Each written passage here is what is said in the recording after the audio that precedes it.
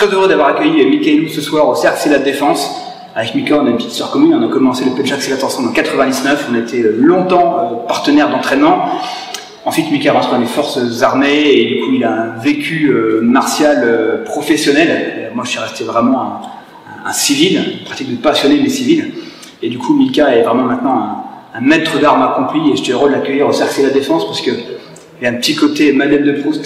Ça me rappelle maintenant 23 ans en arrière. Ouais, ça commence à remonter. Et voilà, on faisait partie de ceux un petit peu qui, on arrivait avant l'entraînement, on s'entraînait, on reste encore après. Alors j'ai quelques petites questions à te poser. Alors la première, c'est comment est-ce que tu as découvert le Silat et qu'est-ce qui t'a fasciné dans cet art? Alors écoute, je revenais de Taïwan. À l'époque, je pratiquais le Sanda. Je me suis inscrit au Temple des Arts Martiaux dans le 12e. Ah oui, c'est là où j'ai connu aussi. Et j'ai commencé, en fait, par la boxe thaï, parce que je cherchais encore une discipline du pied-point. À l'époque, il y avait Kong Sak qui ouais, absolument, je m'en souviens. Mais ça m'avait... en fait, ce qui me gênait, c'était que, même si j'ai beaucoup aimé la thaï, il n'y avait pas ce côté polyvalent qu'on peut retrouver dans le Sanda. Et voilà. Et par hasard, en fait... Donc le Sanda, c'est un peu le MMA du Kung Fu, quoi. Voilà, c'est ça. Avec la partie sol en moins, mais c'est lutte, pied-point. Et en fait, quand j'ai rencontré Franck, écoute, c'est pas compliqué. Il arrivait à ce moment-là pour donner un cours, donc je le vois. Et j'ai décidé avec mon meilleur ami à l'époque d'aller faire le cours. Je prends un low kick du feu de Dieu. Et j'avais beaucoup aimé tout le truc. On avait un professeur qui était un sportif accompli, qui était extrêmement souple, extrêmement vif. Et c'est cette fulgurance-là en fait qui me plaisait. Ça changeait complètement de la boxe pour moi. Et j'ai trouvé ça génial. Voilà. On retrouvait tout l'équilibre et la fluidité du traditionnel dans sa partie self. En fait, là, le Krav Maga était encore un petit peu en force et musculaire, et on voyait vraiment l'articulation entre le tradi et le contemporain, le lien entre tradition et modernité, et j'ai dit c'est super, c'est ce que je veux faire. C'est vraiment ça ce que j'aime dans le Silat, c'est que il y a quelque chose d'art martial encore, c'est-à-dire qu'on n'est pas devenu un système, en tout cas à l'époque, et malgré tout, ça a quelque chose d'encore assez fonctionnel. Historiquement, je veux dire, beaucoup d'arts martiaux se sont sclérosés en dehors des conflits, et c'est ça qui en fait a fait que... Oui, au Japon, il y a eu la période Edo qui était 5 siècles de paix, et où du coup c'est devenu des arts, de développement personnel, le Do en fait. Quoi. Voilà, c'est ça. Et le Silat, c'était les guerres coloniales, c'était quand? C'était les années 70 à peu près? Bah, si tu veux, objectivement, si on reprend le dernier... la dernière personne à l'avoir exploité en conditions réelles, historiquement, on a Maître Turpin, qui est mort en 96. Comment est-ce que tu caractériserais Maître Turpin? Moi, je ne l'ai pas connu, donc je ne peux pas en parler directement. Je ne me permettrai pas. Ce que je peux dire, c'est que c'était un soldat, et que quand on a passé autant de temps dans les forces armées, conflit après conflit, du contre les Japonais, mais aussi contre la Hollande, et ben, on a effectivement le pur produit distillé de quelque chose d'assez fonctionnel. Effectivement, puisque les combattants de milice, un peu comme ils étaient désavantagés face aux Hollandais notamment, et du coup utilisaient tout un tas de subterfuges qui moi me plaisent dans l'idée, c'est-à-dire qu'on retrouve le côté combattant non conventionnel. Voilà. Un soldat, il a une arme à feu, il tire. Tu vois, donc le combat, s'il arrive le combat rapproché chez un soldat, c'est qu'il y a plein de choses qui ont sauté. Et... Après, cela n'empêche qu'effectivement, vu le contexte de guerre, il y avait énormément d'imbrication, puisque c'est de la guerre dans des endroits de faible visibilité. On peut imaginer la jungle de Bornéo et tous ces coins-là. Donc forcément, on peut vite se retrouver imbriqué avec l'ennemi, et on peut aisément imaginer que il y a eu énormément de phases de corps à corps. Et apparemment, il en parlait aussi. Donc c'est une des choses qui a influencé sa propre manière d'enseigner. Voilà. Après, je te dis, je suis pas un adepte du fantasme des maîtres. Chacun doit se faire sa propre expérience. Ce que je peux te dire de moi, ma vision du Silat, c'est que on a encore le pur produit distillé de quelque chose d'ultra fonctionnel qui va, avec le temps, et l'éloignement des guerres et des combats rapprochés devenir comme fédéral, et c'est le risque. Ouais. On voit bien tous les arts martiaux qui deviennent sportifs, fédéraux et tout ça, et à un moment ils sont dénaturés. Il faut juste que les choses soient claires. On pratique un art de combat pour le combat réel ou une discipline qui vise à développer l'aspect philosophique et culturel. Et les deux sont très bien, mais c'est juste pas les mêmes objectifs, quoi. Et si on revient justement sur la partie combat réel, c'est quoi selon toi les concepts un peu clés, les principes clés d'efficience du silat? Alors, encore une fois, c'est juste que pour l'instant, on est encore dans un art martial qui a son essence basée sur le combat réel. Donc, c'est plus un concept, encore une fois, qu'une vraie méthode. Il n'y a pas de méthode, j'y crois pas. Je pars du principe que un combattant, quel qu'il soit, donc un Pesilat entre autres, mais un karatéka aussi, c'est vraiment l'état d'esprit qui met derrière sa technique qui va jouer.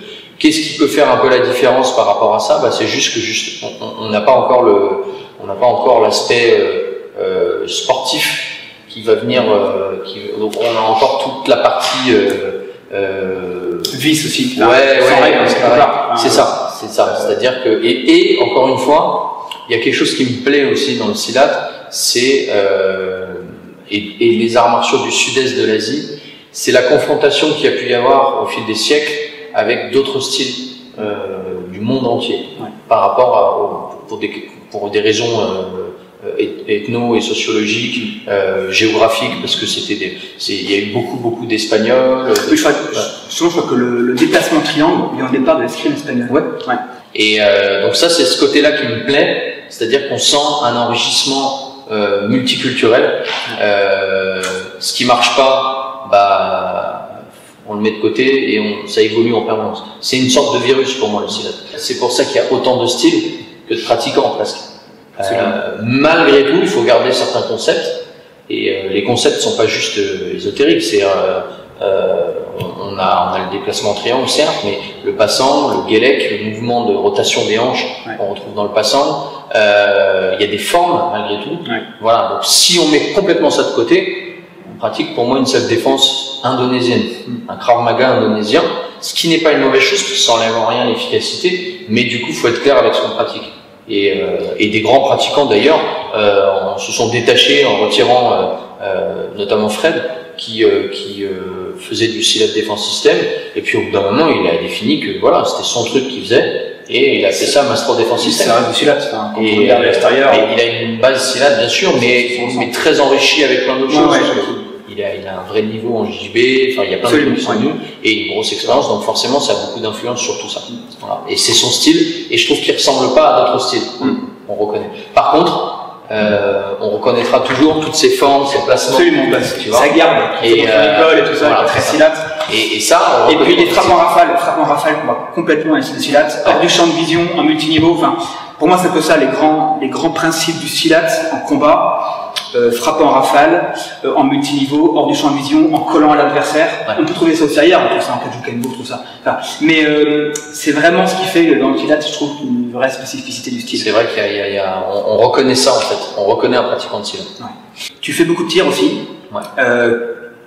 Et quand tu fais du tir, tu parles beaucoup de Teppojutsu. Donc le Teppojutsu, c'était la partie arme à feu, mais du Japon féodal, quoi. C'est un peu ça. Donc on voit que ce lien entre tradition et modernité, chez toi, il te marque également. Qu'est-ce que la pratique du tir t'apporte dans ta pratique martiale main nue et vice-versa? Le pragmatisme.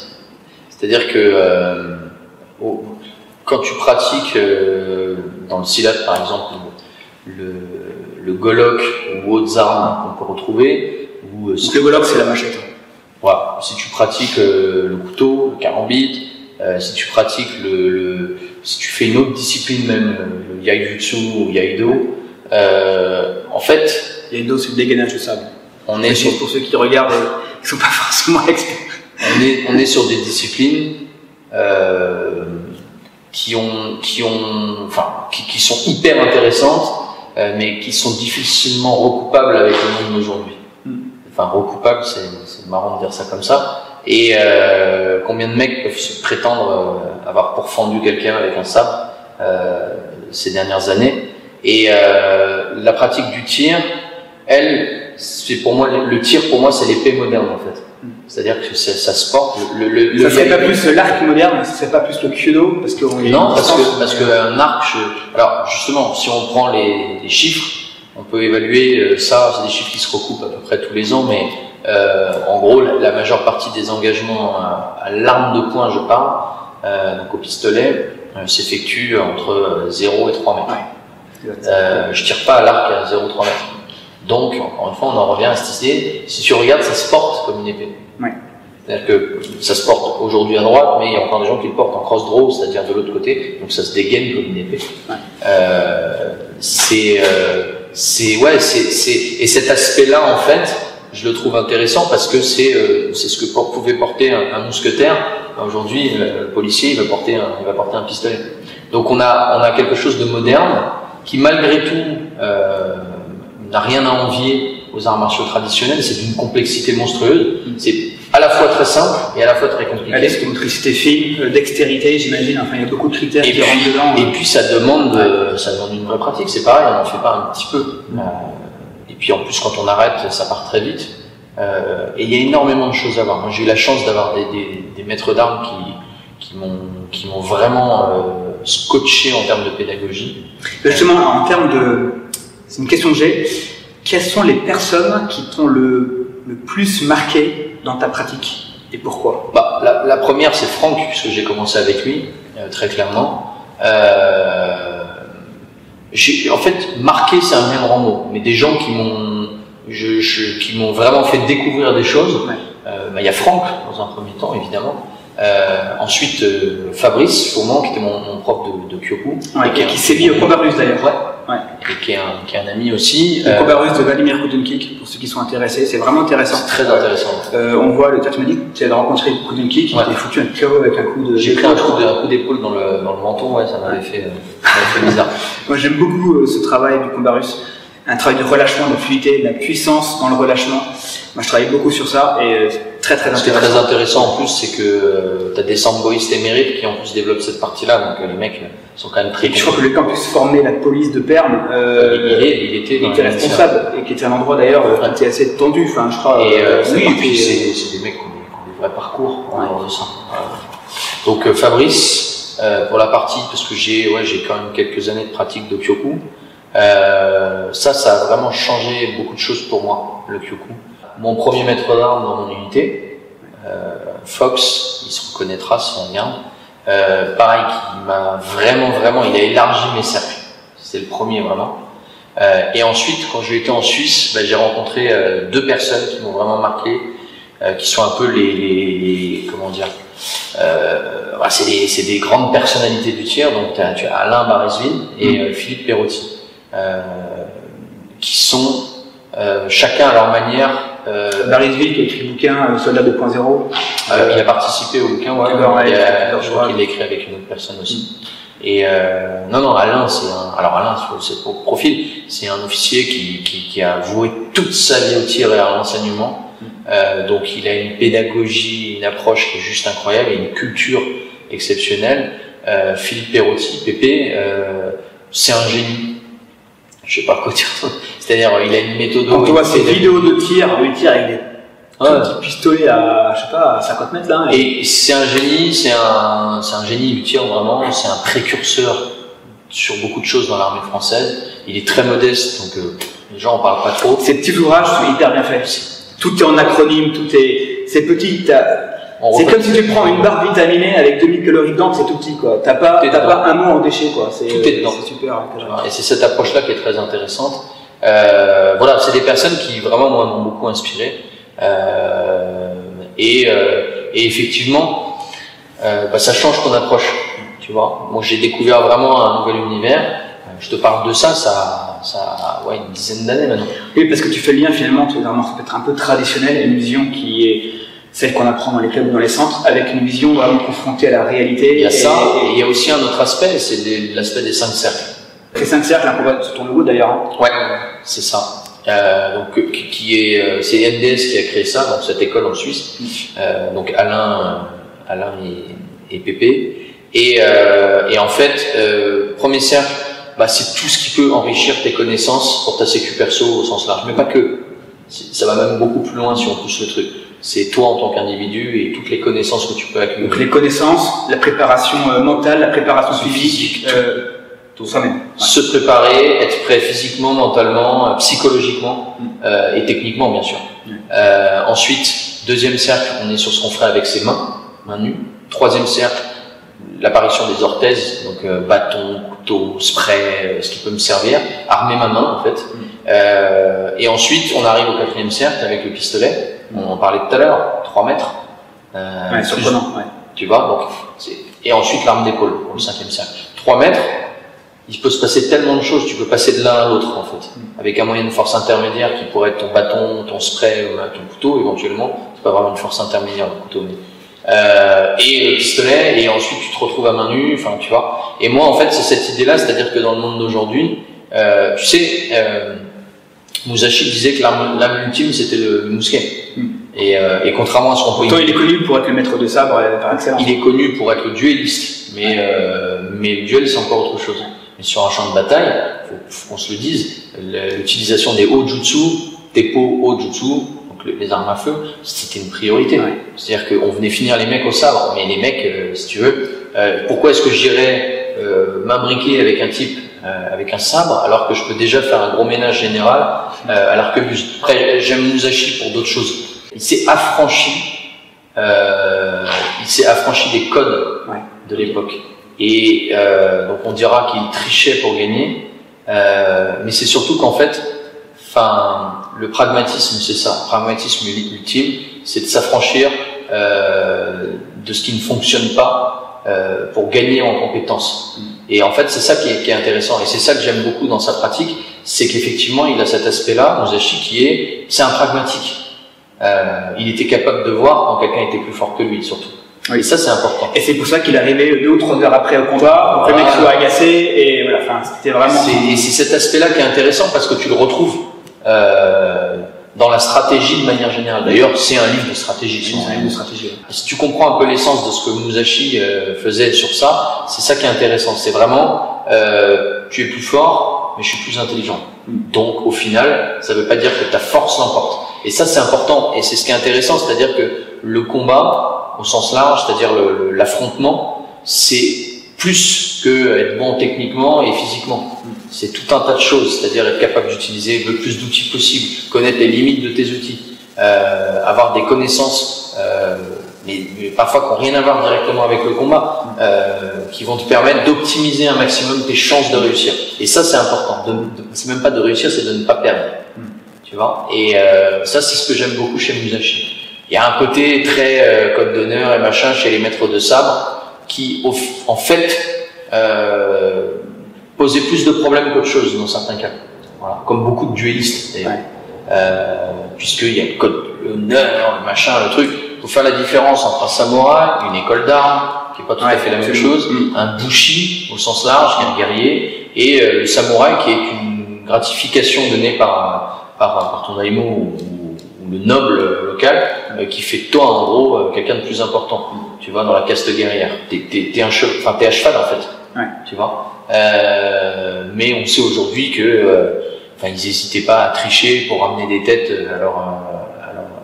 à leur chef, qui n'étaient pas les siennes, qu'ils n'avaient pas coupé eux-mêmes. Enfin, tu vois, il y a tout un truc autour de ça. Et encore une fois, le guerrier, le bushi, n'est pas forcément un excellent pratiquant. C'est-à-dire que les écoles, ce qu'ils apprenaient, c'était très générique parce qu'en fait, ils combattaient en armure.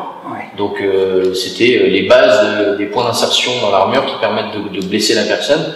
Ensuite, effectivement, il y avait des écoles d'armes. Kashima, mais pas que, il y avait la Katori, Shitoryu, celle de Yagyu aussi. Donc, c'est des grosses écoles. Mais encore une fois, là, c'est pour des mecs qui développaient un vrai niveau. Un bushi, il n'avait pas forcément un très très haut niveau. Tu vois, son espérance de vie, vu la période aussi, était compliquée. Tu vois, c'était pas des grands maîtres comme on l'imagine, qui vivent à 80 balais avec une grande barbe. Absolument. Et puis, là, on voit dans les modes d'entraînement de certains arts martiaux, c'est tellement violent, pour le corps traumatisant. C'est fait pour des gens qui ont une espérance de vie qui est relativement faible. Donc, il fait que s'ils sont arthrosés à 25 ans, c'est pas bien grave, il leur reste 5 ans d'espérance de vie. Oui, il n'est pas assez vieux pour s'en rendre compte. Absolument, c'est ça. quels sont les livres qui t'ont le plus marqué dans ta pratique martiale? Ouais, 3-4 livres, sans compter Riposté que tu as écrit et... Il m'a pas marqué. Alors, déjà, les livres de Yagyu. Yagyu Menimori. Ouais, donc l'esprit indomptable. L'esprit indomptable, notamment. Et enfin non, c'est pas l'esprit indomptable, c'est... Ah, ça c'est Taekwondo. Taekwondo, et j'allais dire Taekwondo. Taekwondo, ouais, ok. Donc l'esprit indomptable et les mystères de la sagesse immobile. Les bouquins de Rigel sur le Kyudo, sur le tir à l'arc japonais. Ouais, absolument. Sur le Zen. Le Zen dans l'esprit chevaleresque du tir à l'arc. Ça m'a vraiment scotché. J'ai adoré voilà. Un bouquin qui n'a rien à voir, enfin qui a à voir, mais qui est un roman autobiographique de Dan Millman qui s'appelle Le Guerrier Pacifique. Ah oui, je l'ai pas lu, on en a parlé, et il faut que il est dans Le Guerrier Pacifique, dans ma liste. qui est une trilogie en fait. Ouais. Le deuxième s'appelle La vie de Socrate et le troisième Le voyage sacré du Guerrier Pacifique. C'est plus un ouvrage de développement personnel finalement, je crois, avec une initiation. C'est plus un ouvrage initiatique, j'ai l'impression. C'est un ouvrage initiatique. Ouais. Ce livre-là m'a vraiment marqué. J'ai vraiment, enfin ça m'a marqué aussi. C'est le livre de Christophe Jacquemart. Ouais, le neurocombat, c'était tellement novateur. Il a fait un travail de recherche, Christophe, qui est juste exceptionnel. Là-dessus, je m'en suis beaucoup inspiré sur beaucoup. D'ailleurs, on attend encore le 3, je sais pas si c'est quand même sortir, parce qu'il y a le 1, le 2, le 3, c'était sur la partie combat en tant que tel. Quand tu vois, la densité du 2, tu te dis que c'est normal, du 1 et du 2. Ils sont denses, hein. Ils sont durs à lire, hein, parce qu'il a un vocabulaire qui est assez, qui est assez recherché, assez scientifique. Et toi, tu nous as recommandé pendant le confinement les bouquins On Combat et On Killing de Grossman. 2 livres qui m'ont aussi marqué énormément, c'est les bouquins de Grossman. Ils sont exceptionnels. Qui abordent... pour ceux qui lisent anglais et qui parlent anglais, On Killing et On Combat, lieutenant-colonel Grossman, c'est des bouquins en or élevé. Par contre, effectivement, en français, Neurocombat 1 et 2, c'est génial. Super bouquin.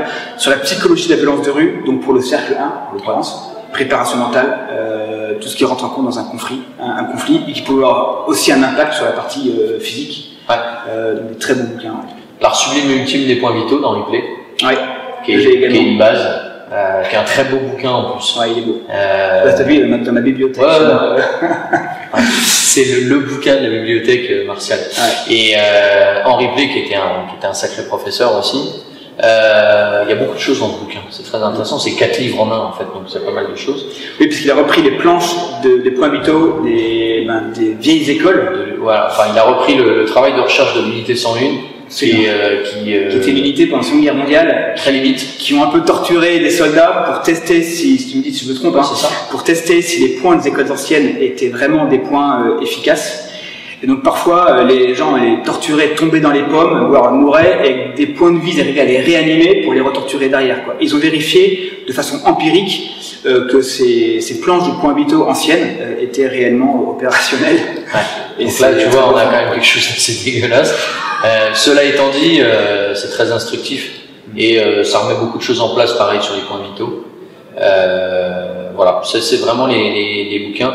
Et un autre bouquin qui m'a beaucoup inspiré, et que je trouve vraiment, c'est pas parce que c'est mon ami, mais c'est Protégor. Ah, bien sûr.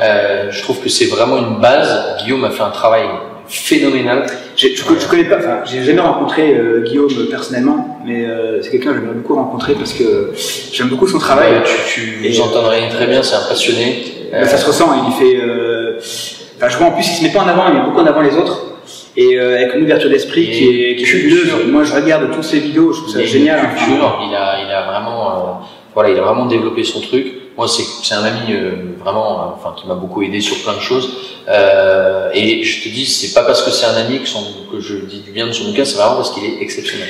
En fait, c'est un bouquin qui est extrêmement complet, ouais. Et qui aborde la protection, pas que sous l'angle du combat, mais sous différents angles. Il a écrit Protect Dog aussi, que je n'ai pas lu. Très bien aussi. Mais j'ai quelqu'un de mon club qui l'a acheté et qui m'en a dit beaucoup de bien. Ouais, c'est toute une protection de domicile qui est hyper intéressant en termes de premier cercle. Tu vois, on augmente ses connaissances sur plein d'aspects. C'est vraiment vraiment intéressant pour le coup. Et un autre bouquin que j'ai beaucoup aimé, de Kenji Tokitsu, bon, il y en a plein qui m'ont plu, 2 de ses bouquins. sur le karaté. Le karaté, ouais, absolument, génial. En plus, c'est même pas un bouquin de karaté en fait. Non. C'est un bouquin sur le timing, c'est un bouquin sur plein, c'est un super bouquin. Et le ki dans le combat. Ouais, le ki, absolument. Alors, il en a écrit 3 sur le ki, qui sont complémentaires. Et il y en avait un autre, je crois que c'était La Voie des arts martiaux, qui était passionnant, un bouquin. Alors, ça, il fait un petit peu kitsch dans sa mise en forme, et en fait, la mise en forme n'est pas digne de ce qu'il y a dans le livre, qui est absolument génial, quoi. Et moi, en revanche, j'ai les bouquins sur Musashi, écrit par Toshi. Ouais, c'est sa thèse dessus qui est vraiment intéressante parce que plus comme il parle japonais, il a pu trouver les mots en français qui correspondent le mieux, enfin pour expliquer les concepts japonais. Donc j'ai pas mal de bouquins moi aussi j'ai beaucoup de Tokitsu. Ouais. Et il avait fait des super chroniques aussi. Génial. Alors moi je les ai gardées, moi j'étais à bout. Je les avais imprimées, elles sont sur papier. Ah mais moi j'ai tout. Ouais, pareil. Bien, écoute, merci beaucoup Mika pour cet échange. Merci. C'est très instructif. Encore merci pour ta venue. Merci pour l'invitation. Et encore une fois, ouais, le cheminement qu'on accomplit chacun, alors on n'est pas dans les mêmes proportions. Toi, tu es un professionnel, moi je suis un amateur, quand même j'y passe beaucoup de mon temps libre. C'est la vie des passionnés. Mais c'est vrai que quand je vois ton cheminement martial, je le trouve extrêmement impressionnant. Et puis tu as su élargir justement les 5 cercles en fait. Je pense que la grande différence entre nous, c'est que moi j'arrive pas encore à ce stade à consacrer du temps pour aller sur les derniers cercles, 4 et 5. On avait commencé un petit peu le tir un moment ensemble. J'ai qu'une envie, c'est qu'on s'y remette. On va trouver ce temps-là. Voilà, c'est vraiment super. Et c'est des bons compléments. Merci beaucoup Mika. Merci à toi Ronan de ton invitation. Et à très bientôt, j'espère. À très bientôt.